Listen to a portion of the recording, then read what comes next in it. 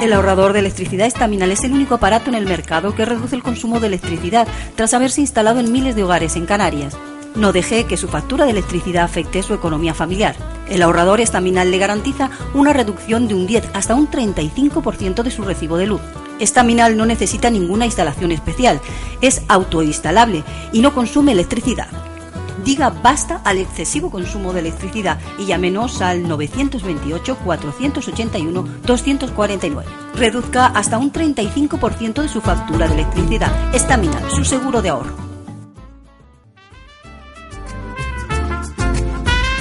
Ahorrador de electricidad Estaminal. Tras muchos años de implantación en Canarias, les ofrecemos la posibilidad de ahorrar de un 10 hasta un 35% del consumo de su factura de electricidad. Tenemos un ahorrador que se adapta a sus necesidades, sea cual sea su tipo de negocio o industria. Muchos ahorradores puede encontrar en el mercado, pero solo Estaminal ha demostrado su eficacia. No deje que los gastos abusivos de electricidad afecten su economía de negocio.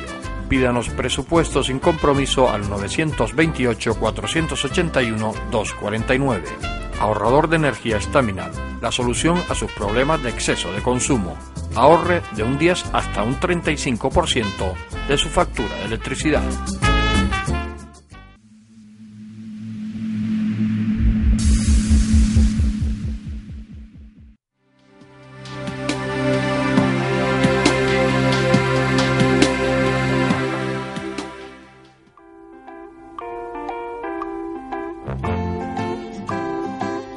El ahorrador de electricidad Estaminal nos muestra en esta prueba cómo reduce al entrar en funcionamiento más de 30 miliamperios.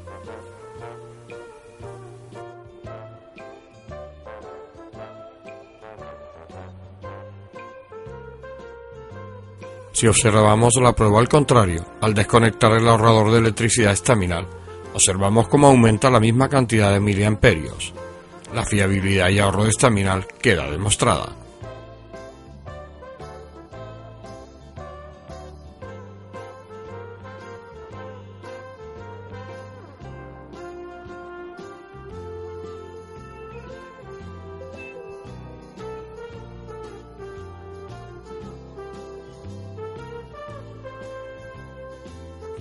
La posibilidad de ahorro de hasta un 35% en su factura de electricidad al alcance de su mano.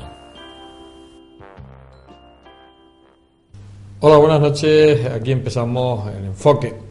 Hoy vamos a hablar, y como viene siendo habitual y cada X tiempo hablamos de la situación económica, esta crisis económica española y también, como no, canaria, que llevamos pues soportando hace bastantes años. Y siempre con nuestros asesores y nuestros colaboradores y amigos de este programa. Por un lado, a mi derecha, Ramón Rodríguez. Buenas noches, Ramón. Buenas noches, José Luis. Y más a mi derecha, pues mi tocayo, José Luis Díaz. Buenas noches, José Luis. Buenas noches, José Luis. Bien, nosotros llevamos esto es un equipo que lleva muchos años trabajando. Desde la época del Foro Laboral, un programa que hacíamos en esta casa hace unos cuantos años. Además, tanto Ramón como José Luis llegaban su primera vez, yo no quiero hablar mal, pero son los años 90, finales de los 90, 96, 97, me da la impresión que fue por ahí, llegaron como sindicalistas en aquella época, sí. Bueno, hoy ya retirados un poco por lo menos de la primera línea de los sindicatos, porque como con todo uno va aprendiendo en esta vida, y bueno, pues siempre han estado en este programa, en lo que era el foro laboral y lo que es el enfoque de su inicio, y siempre, bueno, hemos hablado de esos temas económicos. Ellos han estado siempre, aparte muy centrados, han adivinado muchas cosas, como esta crisis que ellos ya la adelantaban a principios de los 2000, del año 2000, ya ellos vaticinaban que iba a haber una crisis, porque no era normal esa situación económica que se estaba viviendo de esplendor. Ellos hablaban de la burbuja, cuando todavía no se hablaba de la burbuja, y cuando hablamos de la crisis económica que decía aquel gobierno famoso socialista que decía que no había crisis, que era una desaceleración, que bastante nos costó aprendernos la palabra, porque además sobre todo por el tema del trabalengua, del un tigre, dos tigres, tres tigres, desaceleración. Había que tener un poquito de fuerza. Y digo que ellos, bueno, pues a través de todos estos años han estado siempre con nosotros, y además siempre han ido un poco adivinando ese futuro de lo que venía. Ramón, al año 2013, que estamos a estos principios de año, todavía estamos en los principios, vamos hacia la mitad del año, ¿qué balance sacamos de esa crisis económica? Bueno, el caso porque la crisis seguimos en ella, sí, a pesar de que ahora hay unos vaticinios de que a final de año, claro, que espero que no sea lo de siempre, que eso siempre se vino diciendo desde el año 2007. Ya. ¿Cómo está ahora mismo? Bueno, puede resultar recurrente, ¿no? Que la gente que nos ve, los espectadores y demás, pues diga, bueno, parece que esto es un calco del programa anterior y que solo se han cambiado de ropa, ¿no? La gente.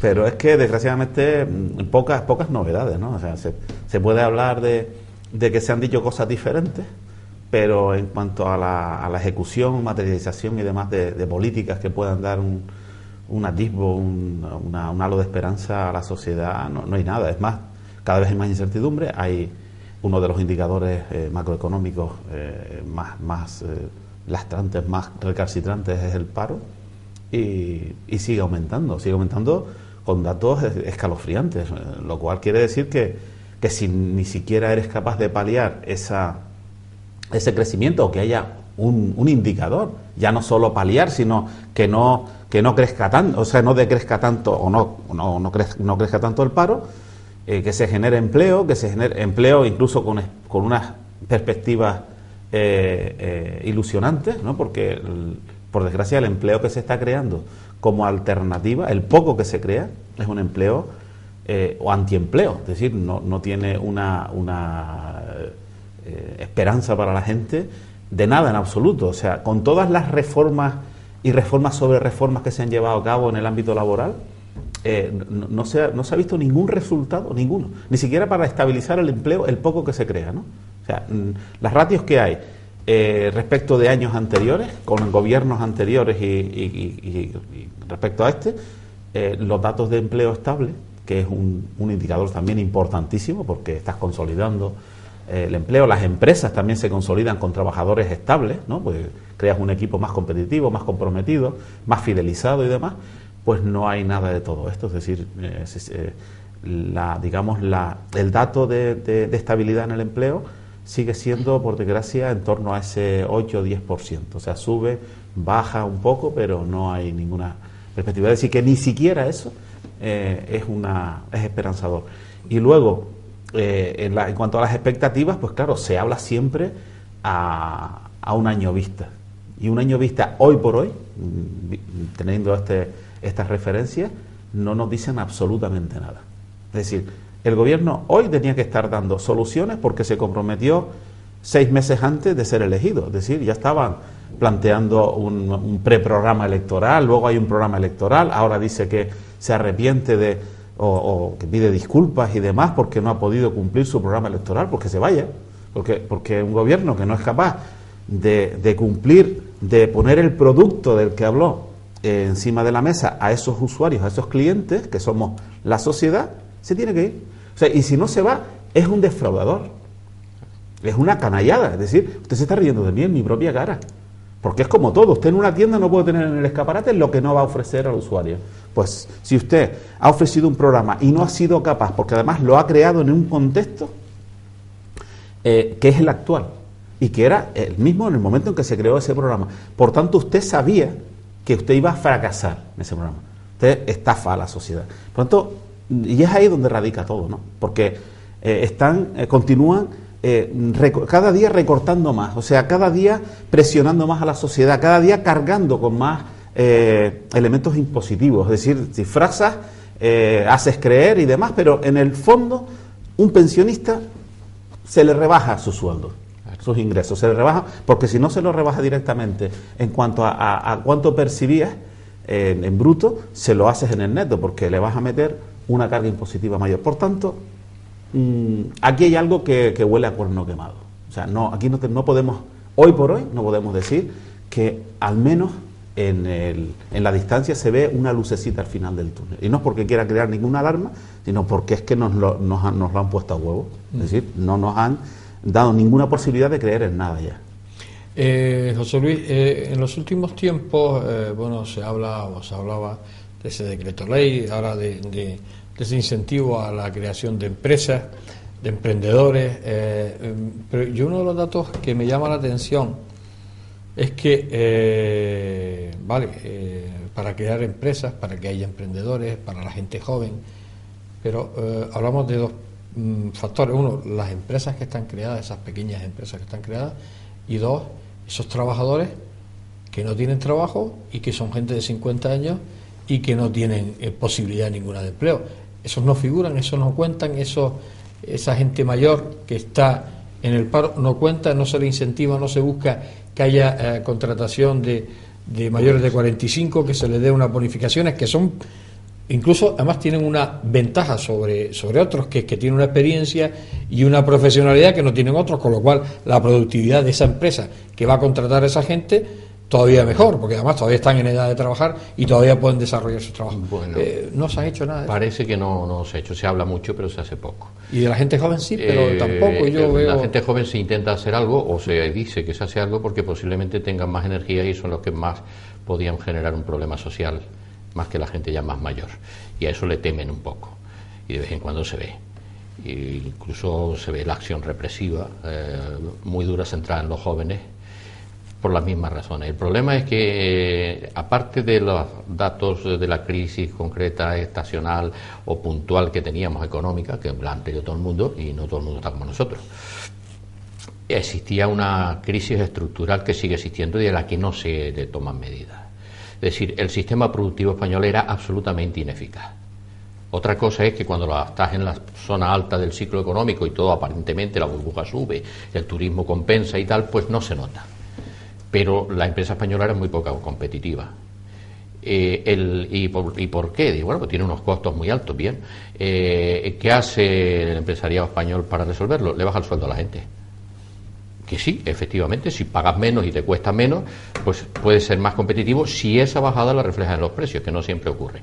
Pero eso no es el sistema, porque te has olvidado de que tu trabajador es el comprador de la otra empresa y el de la otra empresa es el que te compra a ti, y te has cargado de esa manera el consumo interno, que es el que ha frenado este país de golpe. ¿Que hay otras formas? Por supuesto que sí, además no hay fórmulas nuevas, están usándose en otros países. Es decir, lo que tienes que hacer es producir más con los mismos medios que tienes, y eso implica mayor eficacia en lo que estás haciendo. Implica hacer una cierta investigación y mejora de tu propio producto. En España la mayor parte de las empresas no investigan para mejorar su propio producto cara al consumidor. Lo hacen solo cuando hay subvenciones oficiales para hacer eso. De hecho, se montan empresas exclusivamente para conseguir esa subvención oficial, y cuando la subvención oficial se acaba, pues se acabó la investigación. Es decir, no está insertada en la propia política de la empresa española en general investigar de forma permanente para mejorar su producto o para mejorar sus formas de venta. La mayor parte de los empresarios españoles, incluso algunos de éxito, no tienen formación. Han tenido éxito, tienen instintivamente ciertos conocimientos, pero Hombre, cuando tú no los tienes tampoco tienen por qué tenerlos. Oye, búscate a alguien, un asesor, o sea, contrata gente que te explica qué detalles con tus intuiciones, pero para llevarlas a la práctica tiene sus límites. Ese es el problema, eso no se hace. La otra pata de la cuestión dice, bueno, y es que se le echa siempre la culpa a los empresarios. Hombre, mayoritariamente lo tienen. La mayoría de los empresarios españoles no son buenos empresarios, en mi opinión. ¿Qué pasa con los trabajadores?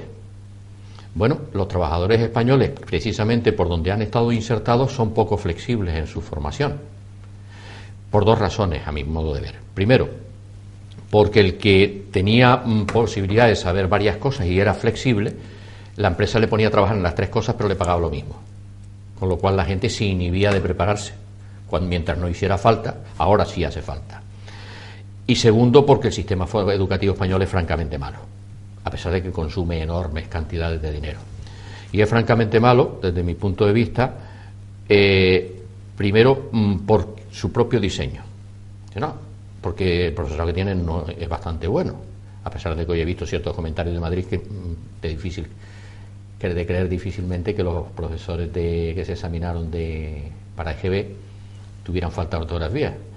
Cómo no lo filtraron en la carrera, pero en fin, eso son cosas políticas.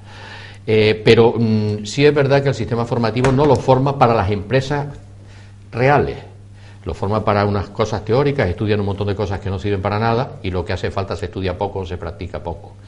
El fracaso escolar es evidente. De hecho, muchos iban a la formación profesional aquellos que se decía que no servían para estudiar, lo cual es falso. En otros países es falso, es una formación igual que la otra, son orientaciones como alguien sale de médico o sale de ingeniero o sale de obrero o de otra profesión, cada uno tiene sus orientaciones.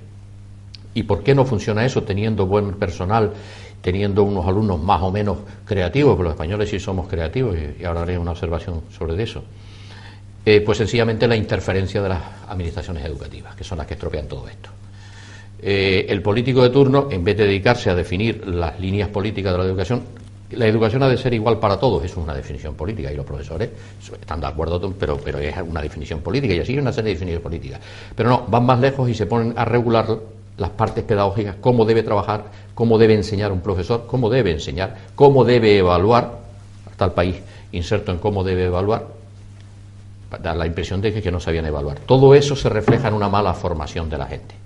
Y esa mala formación implica poca flexibilidad y, por tanto, la empresa también, cuando necesita esa flexibilidad, sufre. Es decir, si pones eso junto y añades que el gobierno se dedica a hacer cosas que lo que perjudican normalmente en el actual a los trabajadores y los derechos consolidados, y una banca que no recibe dinero pero no presta, es decir, tienes el cóctel explosivo para tener la crisis que tenemos. Y no se está atajando ninguno de esos puntos. Porque entonces el problema es, ¿saldremos de la crisis? Claro, España ha tenido otras crisis, y algunas más profundas que esta, y ha entrado en quiebra varias veces, y no ha pasado nada, aquí estamos. El problema es, ¿quién va a pagar la salida de esa crisis? Y mi impresión es que la van a pagar los que menos tienen. Lo de siempre. Bien, vamos a hacer una pequeña pausa. Estamos hablando de esta crisis económica, esta situación económica de España, de las Islas Canarias, con José Luis Díaz y Ramón Rodríguez. Hacemos la pausa y enseguida estamos con ustedes.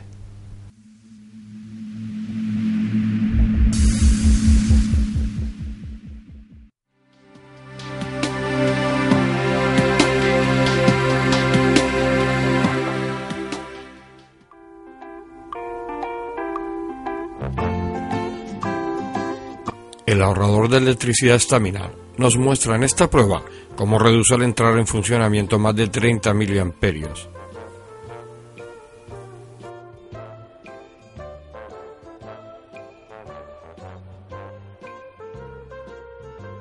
Si observamos la prueba al contrario, al desconectar el ahorrador de electricidad Staminal, observamos cómo aumenta la misma cantidad de miliamperios. La fiabilidad y ahorro de Staminal queda demostrada.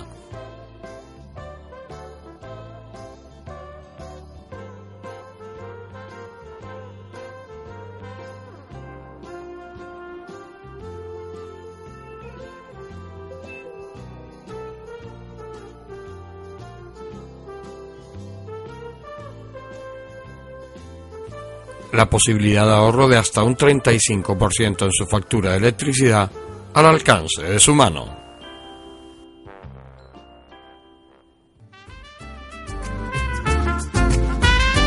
ahorrador de electricidad Staminal. Tras muchos años de implantación en Canarias, les ofrecemos la posibilidad de ahorrar de un 10 hasta un 35% del consumo de su factura de electricidad. Tenemos un ahorrador que se adapta a sus necesidades, sea cual sea su tipo de negocio o industria. Muchos ahorradores puede encontrar en el mercado, pero solo Staminal ha demostrado su eficacia. No deje que los gastos abusivos de electricidad afecten su economía de negocio. Pídanos presupuesto sin compromiso al 921-481-249. Ahorrador de energía Staminal, la solución a sus problemas de exceso de consumo. Ahorre de un 10 hasta un 35% de su factura de electricidad.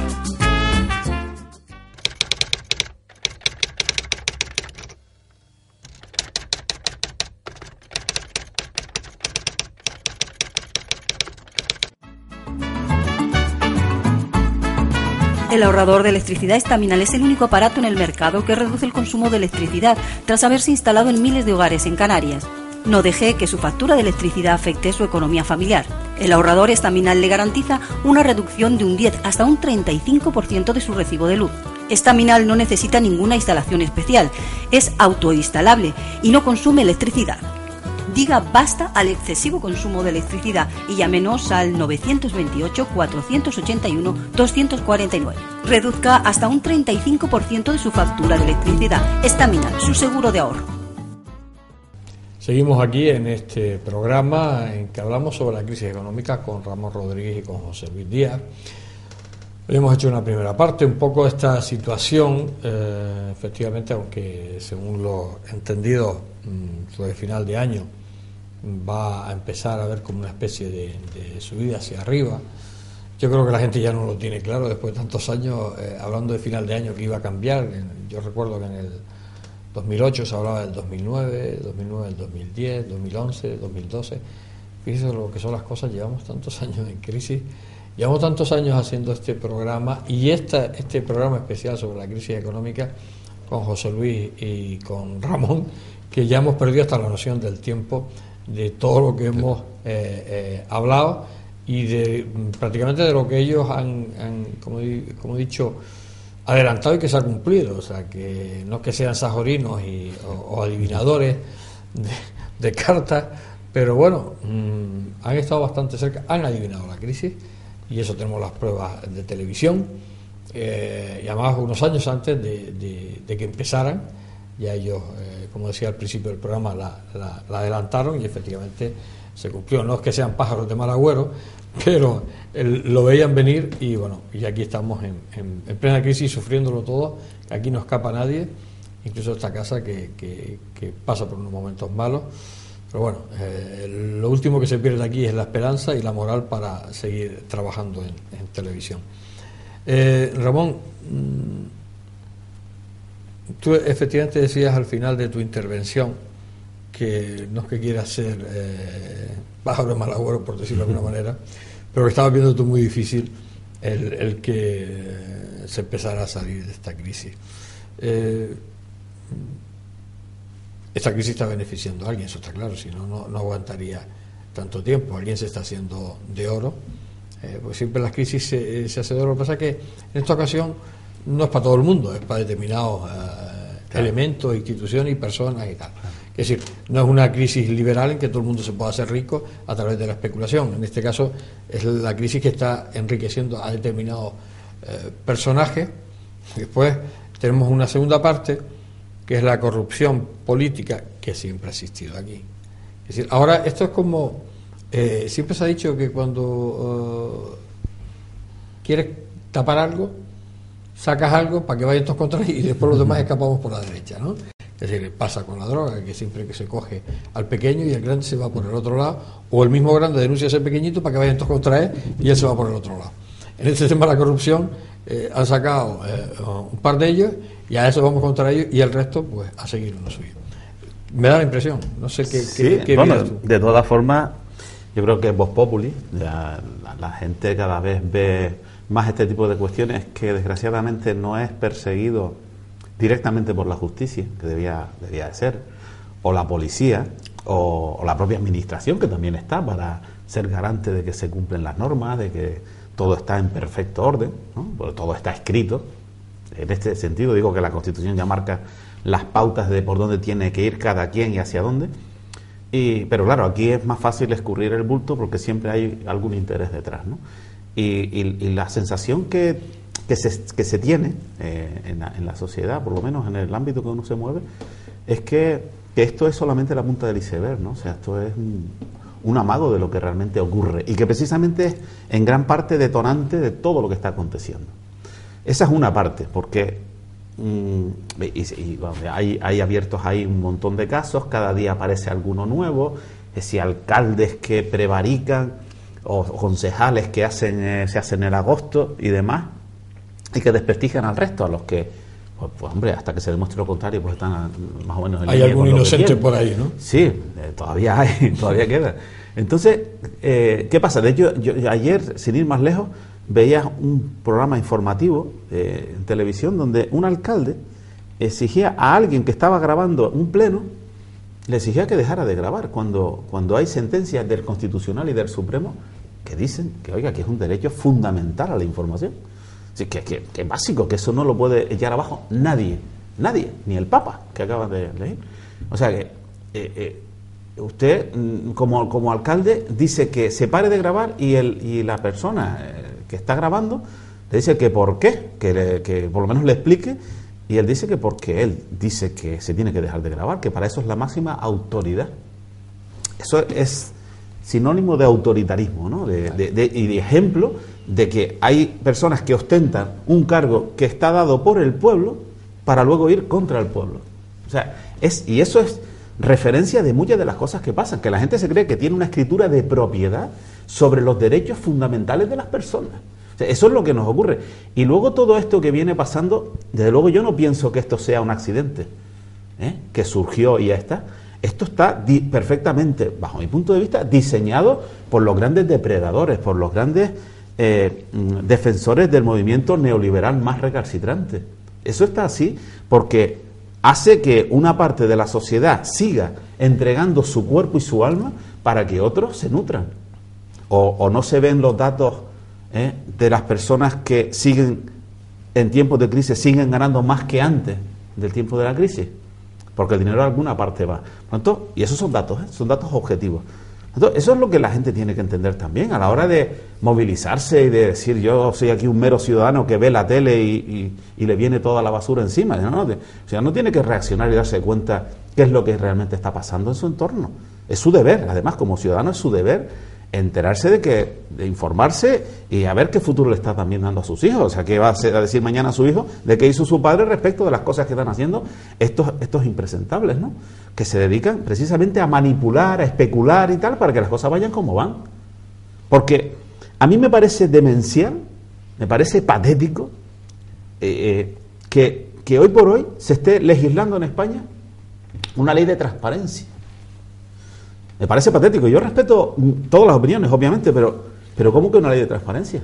Y ahora, a toro pasado, porque están pasando cosas, ¿no? Que si ven a un Bárcenas o ven 40.000 historias a un expresidente de los empresarios que se ha llenado hasta la médula, ¿no? de dinero y que incluso después hace su declaración de la renta y le sale a devolver 2.000 euros. Bueno, pues esa es la cuestión, ¿no? Es decir, ¿qué es lo que realmente está pasando? Y yo creo que hacías una referencia antes bastante objetiva, ¿no? Esto es que estás despistando al personal con echarles algo de comer ahí para luego hacer todas estas tropelías y estos ataques a los derechos más elementales, más fundamentales de la sociedad. Eso es lo que realmente está pasando. Porque no vale que ahora estemos hablando, incluso el presidente del gobierno, que ha sido un causante a su vez en gobiernos anteriores de la situación que estamos atravesando todos los políticos, todos, yo no diría que dimita solo dimitan casi todos ellos, oposición y todo, porque son todos un desastre. Ni unos lo hacen bien y los otros hacen que los otros lo hagan bien. Por tanto, todos son un desastre y que tiene que haber una regeneración política en toda regla. Ya no digo de juventud solamente, sino también de actitudes, ¿no? Y que el presidente del gobierno, con el tema sangrante que hay, con lo de los desahucios, que es otro problema gravísimo que está afectando a esta sociedad, que ahora ya esté vacilando un poco en decir, bueno, sí, los pobrecitos, hombre, son sacados de su casa, tirados a la calle y tal, que los atienda otro familiar y se les quita la vivienda, con el tema, digo en concreto, del legislar sobre la dación en pago. Ahora ya está diciendo que no, porque esto puede crear un caos en los derechos del sector financiero, ¿no? Digo, ¿qué derechos del sector financiero ni qué narices? O sea,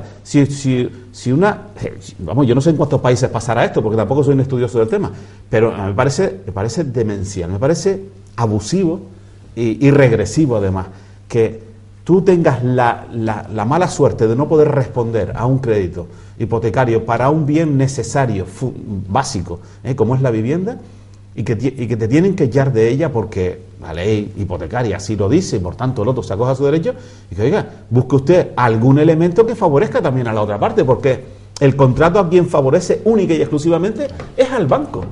El otro, del único que se beneficia es de poder tener una vivienda con una espada de Damocles permanentemente encima suyo, diciendo, pues como la cosa vaya mal, a ver qué pasa, ¿no? Porque después, claro, tienes que seguir pagando. Que hay mucha gente que cuando firma su contrato, ahora ya más, porque ahora ya la gente está más informada, pero cuando firma, no saben de estas cosas. Porque tú para firmar una hipoteca tienes que tener la carrera de derecho terminada, O sea, de cosas que se ven ahí. Y una gafalupa, gafalupa con bastante... Total, para ver la letrita chica. La letra pequeñita que no se ve. Y especializado en hipotecas. Hombre, que es que nos están haciendo idiotas a todos nosotros. Tú cuando hablabas antes de que no subíamos para arriba, digo, no, esto huimos hacia adelante, que es lo peor que podía ocurrir a un país, ¿no? Pues después no eres competitivo en nada.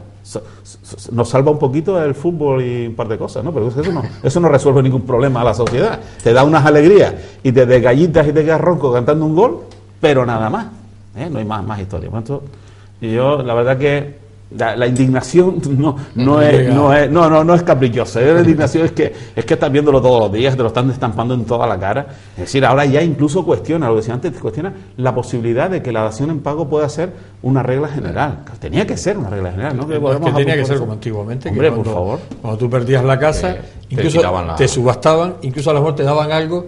Exacto, si la subasta era un poquito mayor de lo que tú debías, pues te daban un poco y te ibas de la casa, pero te daban a la bosta el dedo en el ojo al que realmente está contribuyendo, el único que está realmente cumpliendo con las reglas básicas. Ese es el que se le hay que meter el dedo en el ojo. El de siempre. Yo creo que la actuación del presidente del gobierno ayer fue absolutamente torticera. Porque ya tendría información de que hoy le daba un palo a la Comunidad Europea en ese aspecto, y declaraba que esa ley era abusiva. Y entonces dijo, no, es que ponemos en riesgo el sistema hipotecario. Es que lo lógico es que entre, y porque lo que debe entrar en riesgo y quebrar es el sistema hipotecario, que ha permitido que los bancos den más dinero del que corresponde, se beneficiara y cobrara más el director que lo daba porque estaba vendiendo más, y ahora lo pague la otra persona. Es decir, el error, quien lo cometió fue el banco. Y ahora, si no puede cobrar, lo tiene que pagar la persona, no que pague quien cometió el error. Los errores tienen que pagarlo quien lo cometa. Y entonces, como el gobierno defiende en principio a la banca, y es evidente que se le ha dado dinero y no están dando créditos, pues antes de que saliera el palo, pues salió diciendo, porque si no, si lo hubiera dicho hoy, ya era mucho más difícil decir las mismas palabras. Claro, más increíble. José Luis, el colectivo, esto de hablar de colectivos, asociaciones y tal, el movimiento sindical, también hay que ponerlo de comer aparte en los últimos tiempos, porque al final, y hablo con dos sindicalistas de toda la vida, idealistas y que han sido siempre tal, pero este movimiento sindical me está demostrando también que hay que ponerlo de comer aparte junto con los políticos. Se ha vuelto un movimiento político, un movimiento que no está donde tenía que estar y está pegado en la parte donde no debe estar pegado.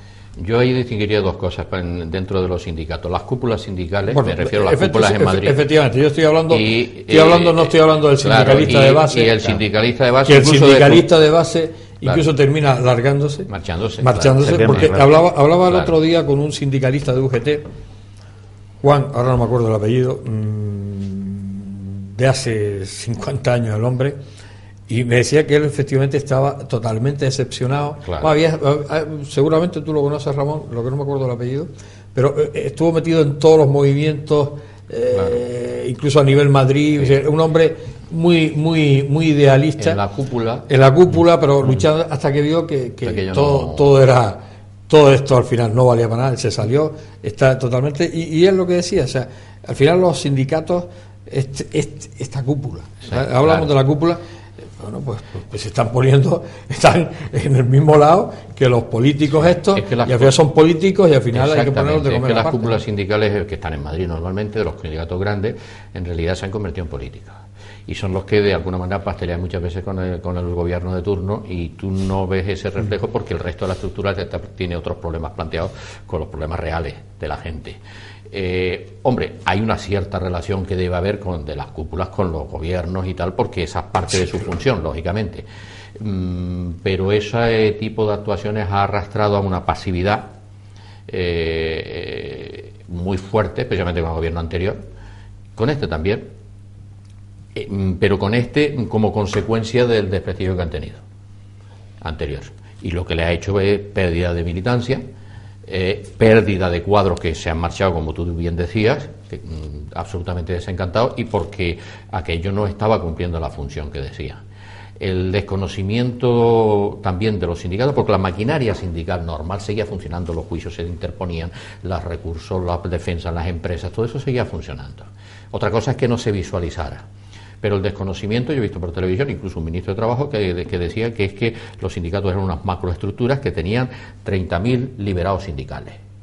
Eso era sorprendente, porque aquí en Canarias yo creo que teníamos unos 15 comisiones obreras y otros 15 liberados sindicales UGT, y 2 o 3 demás, liberados sindicales. De lo que ellos hablaban, y las televisiones, los medios lo citaban, no eran liberados sindicales, eran delegados sindicales, que son elegidos por los trabajadores, por todos los trabajadores. Es decir, y eso dicho por un ministro de Trabajo. O sea, lo que te asombra de, oiga, usted no sabe de qué está hablando. Incluso se llegó a decir, bueno, los sindicatos que los mantengan sus afiliados. Claro, pero cuando un sindicato consigue una mejora, no es para sus afiliados, afecta a la totalidad de los trabajadores constitucionalmente. Mientras que si me mantienen mis afiliados, digo, oiga, lo que yo saque es para los míos, que son los que me están pagando. Claro. Es decir, el desconocimiento a todos los niveles de la parte sindical es tan grande que eso, añadido a una disfunción que ha existido, a un trabajo no del todo correcto que hayan hecho los sindicatos, es lo que ha producido esta situación. Bueno, vamos a hacer una pausa. Estamos hablando de esta crisis económica, estamos hablando con José Luis Díaz y con Ramón Rodríguez. Llegamos ya al último tiempo, que será pues dentro de un momento. Ahorrador de electricidad Staminal. Tras muchos años de implantación en Canarias, les ofrecemos la posibilidad de ahorrar de un 10 hasta un 35% del consumo de su factura de electricidad. Tenemos un ahorrador que se adapta a sus necesidades, sea cual sea su tipo de negocio o industria. Muchos ahorradores puede encontrar en el mercado, pero solo Staminal ha demostrado su eficacia. No deje que los gastos abusivos de electricidad afecte su economía de negocio. Pídanos presupuesto sin compromiso al 921-481-249.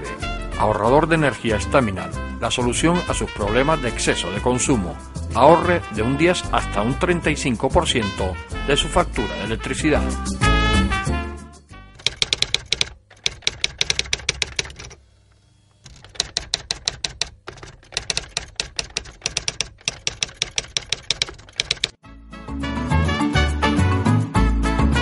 El ahorrador de electricidad Staminal es el único aparato en el mercado que reduce el consumo de electricidad tras haberse instalado en miles de hogares en Canarias. No deje que su factura de electricidad afecte su economía familiar. El ahorrador Staminal le garantiza una reducción de un 10 hasta un 35% de su recibo de luz. Staminal no necesita ninguna instalación especial, es autoinstalable y no consume electricidad. Diga basta al excesivo consumo de electricidad y llámenos al 928-481-249. Reduzca hasta un 35% de su factura de electricidad. Staminal, su seguro de ahorro. Bien, seguimos en esta parte final de este programa del enfoque dedicado a la crisis económica, que no debería ser así, que llevamos ya 5 o 6 años haciendo este tipo de programa. En otras ocasiones pues hablábamos de la situación, ahora que hablamos de crisis económica. Ramón, tú decías que no hay, ahora mismo no estás tú viendo salida. ¿Qué tiene que cambiar para que nosotros en el 2014 empecemos a ver un poco de luz? Pues según el gobierno, ya estamos en el camino, la prima de riesgo está a 325, ya todo el mundo cree en España, los inversores compran los bonos a un interés bastante bajo, el IBEX 35 por arriba de los 8.000, claro, porque además la gente dice, bueno, esto debe ser Hollywood, pero yo a final de mes cada vez estoy peor, ya no llego ni a mitad, ni yo no cobro sueldo, yo estoy en el paro. O sea, claro, es que de todos estos datos que tienen que ver con la especulación, legal por supuesto, ¿no? Pero bueno, que no deja de ser un ámbito especulativo, el tema de la bolsa, el tema de todos estos datos, estos nombres raros que existían, que han surgido ahí, pues en fin, la prima de riesgo y demás, para la gente de a pie, obviamente, de luego no significan nada. O sea, la gente no entiende, bueno, y esto también existía antes, ¿no? Lo de la AAA, la triple B o no, y demás, pues existía. Lo que pasa es que algunos sabían y otros no sabían y demás, pero no se corresponde luego, o sea, no tiene traslación a la realidad, al día a día, ¿no? O sea, a la hora de buscar soluciones a problemas estructurales se tienen que dar soluciones estructurales, no se pueden estar hablando de cortapisas, de coger con papel de fumar pues determinadas historias, jugar con los intereses, ¿no? de la sociedad, y para eso tiene que existir un gran pacto, ¿no? O sea, un gran pacto de Estado real, no efectivo, no donde uno habla de una cosa y el otro habla de justo de la contraria por llevar la contraria porque eres de la otra parte y demás. Creo que aquí tiene que existir algo que es muy difícil que se produzca, porque hay un ombliguismo terrible en el ámbito de la política, también en el ámbito de los sectores económicos y demás, cada uno tira para su lado, porque si hubiera solidaridad, pues hombre, otro gallo cantaría. Obviamente se arrima al hombro y, bueno, como José Luis decía antes, bueno, que si tú tienes unas ayudas o sabes que hay una situación tan precaria y tan amenazante y demás, pues tienes que ajustarte con los precios, o sea, ser un poco también ciudadano, ¿no? Tener una responsabilidad social y demás. Eso no es lo que ocurre. Aquí hay mucho individualismo. Aquí cuando se une la gente lo hacen por emociones, o sea, por impulsos emotivos y demás, y no por una responsabilidad concreta, ¿no? Una responsabilidad duradera en el tiempo, porque es una cuestión estructural, un problema que nos afecta a todos. Y yo no puedo estar hablando de mi chiringuito, o sea, el partido político tal, hablando del tú y del yo, del tú más. Cuando surge un escándalo, no se ataca al escándalo, sino se ataca al otro, que también tiene otro escándalo abierto o lo tiene por abrir, o yo qué sé. Y nunca se trata, digamos, de forma responsable la casuística, ¿no? De lo que realmente está pasando y cómo se buscan soluciones. Porque realmente, vamos a ver, si existe una crisis mundial, el efecto arrastre es mundial, ¿no? O sea, va a afectar a todos de una manera o de otra. Sin embargo, la toma de decisiones internas de cada país es fundamental para que esa crisis mundial vaya desapareciendo. Porque la crisis mundial no es porque como existe la crisis mundial, pues nos enterramos aquí todos en ese desastre, ¿no? Digo porque hay pruebas, ¿no?, de otros países que sí que han tomado decisiones porque siguen teniendo la autoridad, ¿no? No dependen de que si Merkel o Obama o el otro te puede dar un toque de atención si tú no sigues esta línea política o sigues la otra. O sea, tienes que tener una cuestión básica, o sea, en la cual forma parte de la columna vertebral de este país, donde las cosas las tienes que hacer sí o sí. Y entre ellas está, por supuesto, la unión de todos los sectores financieros, económicos y tal, en torno a un problema. Y por supuesto, la clase política. O sea, aquí, si las cosas pudieran estar mal porque tenemos, como decía antes, el efecto arrastre de la crisis mundial, ¿por qué no lo tienen los países escandinavos? Pues si es que a ellos también les afecta, si es que estamos vinculados con una política multinacional, es decir, ya no existe, bueno, sí existe digamos, merma en los derechos sociales universales, ¿no? O sea, están escritos pero no se practican. Pero en cuanto a la economía diversificada en el contexto mundial, la globalización de la economía, cada vez es más una realidad. Entonces, pues, claro, nos afecta. Pero claro, también se puede sumar las fuerzas para que esos efectos sean menos perversos, menos dañinos para la sociedad. Esa es la gran diferencia. No se hace porque no hay actitud y no hay una voluntad real, efectiva, de la clase política, que es la que tiene que liderar una acción, porque son los que tienen las herramientas para centrar a todo el mundo y decir, oiga, estos son nuestros deberes, este es nuestro plan de acción, y no, ni lamentarse como mujer lo que no supiste hacer como hombre, lo que está haciendo hoy el gobierno, es decir, yo marqué un programa pero es que no me sale. ¿Cómo que no le sale? Bueno, pues lo que volvemos al principio otra vez, ¿no? No se puede. Sí, efectivamente, como dice Ramón, es una responsabilidad política lo que está en el centro del por qué no salimos nosotros cuando otros países lo han hecho. Yo creo que este sistema político actual está totalmente agotado, no es capaz ni puede sacarnos. Y mientras el sufridor, que es que la mayoría del pueblo, no tenga capacidad de controlar a sus políticos, sino que tú le votas por un programa y luego votas el contrario y tú no lo puedes quitar, no que dimita, sino que no le tienes control en 4 años, dentro de 4 años, bueno, ha sufrido 4 años y ha embarrancado todavía más la economía y el siguiente le costará todavía más difícil, más trabajo sacarlo, no tiene una solución fácil. Y eso pasa por una reforma profunda del sistema político, es decir, que el poder resida como debe residir en el pueblo y no en los partidos políticos. Y no ya en los partidos políticos, no radica ni en sus militantes, sino en las estructuras y en las cúpulas de los partidos. Ese es el problema esencial que tenemos para reconducir. Con eso reconducido, evidentemente hay que hacer reformas económicas y hay que repartir las cargas, de decir, bueno, como dicen, bueno, la crisis tenemos que salir con el esfuerzo de todos, sí, pero aquí hay mucha gente que ya les echan fuera de su casa y otras en el que el lujo está aumentando, uno de los pocos sectores económicos de España que está disparado con mucho más beneficio que los años anteriores, el lujo, es decir, de una minoría, claro, la mayoría no tiene para su casa y cuando no, lo echan fuera. Y si no, se manda a la policía a desalojarlo y hemos visto imágenes bastante significativas. Es decir, hace falta una reforma política profunda hasta tal punto que casi una refundación. Lo cual no es fácil. Que los mismos señores que están en las poltronas lo hagan. Es decir, ¿quién le pone el cascabel al gato? Es que es muy complicado y de ahí surge, porque lo que se pretende es que sí, salir de la crisis a más tiempo, pero que paguen la crisis los de siempre, no los que están potenciando el comercio de lujo, sino los otros, los de siempre, los que no tienen para comer, los que están pasando hambre, porque hay hambre en España, ya hay hambre en España, es decir, lo que antes hablábamos del tercer mundo, no, el tercer mundo ya lo tenemos aquí, y lo tenemos aquí por mor de esa clase política que cobra unos sueldos asombrosos, ya lo estamos viendo todos los días en los periódicos, y no un sueldo, sino varios sueldos, y eso es un símbolo.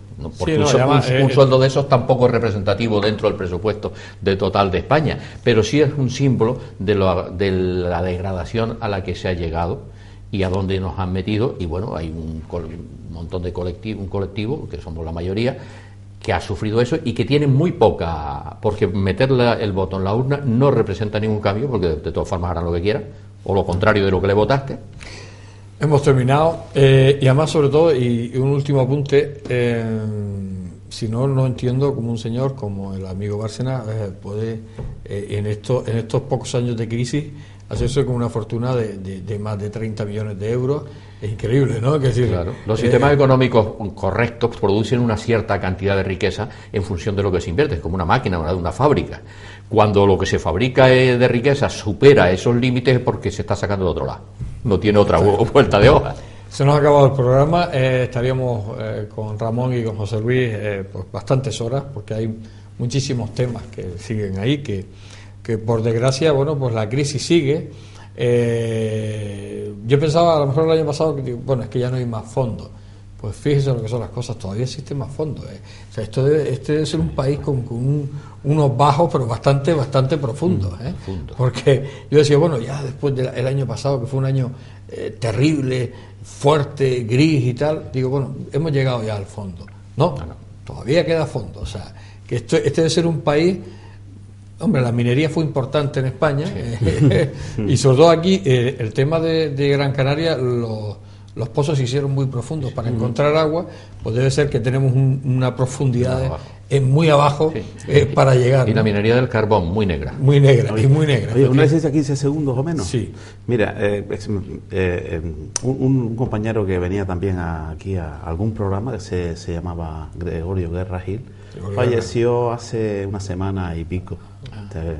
Y es de los que, lo contrario a lo que se habla del movimiento sindical y tal, son de esas personas que dejaron, y afortunadamente se le pudo reconocer en vida, pues una huella diferente a lo que desgraciadamente ocurre con muchos sindicalistas que, bueno, que están para ver cómo pasan las cosas. Él realmente se entregó, dio toda su vida, con 50 años pues se fue, pero dejó y no me gustaría terminar sin Hombre, recordarlo, porque además porque lo conocen en esta casa. Efectivamente, en esta casa Gregorio Guerra, estuvo en alguna ocasión con nosotros, además sobre todo en la época del foro laboral, Gregorio Guerra, y bueno, para mí una sorpresa lo que me ha dicho Ramón, no lo sabía, y bueno, pues desde aquí también nuestro reconocimiento, y bueno, efectivamente, además los sindicalistas, los idealistas de los sindicatos son los que al final se van, porque los otros, los de la parte contratada, al final yo no sé cómo, son siempre los que se hacen con el poder. Y además pasan los años y siguen allí, y dices tú, pero bueno, pues si estos no son positivos, pero yo creo que en todos lados, y los sindicatos no son la excepción, y bueno, pues en el caso de Gregorio, efectivamente, que pudimos conocerlo y tuvimos cierta relación, bueno, pues me acabo de enterar, y de verdad que también desde aquí nuestro reconocimiento. Ramón, gracias, José Luis, gracias, y bueno, como no, hasta el próximo programa. Hasta el próximo programa. Que de repente, bueno, pues a lo mejor no estaremos en el mismo escenario, nunca se sabe. Señores, gracias por estar ahí, y como no, les espero la semana que viene. Hasta siempre.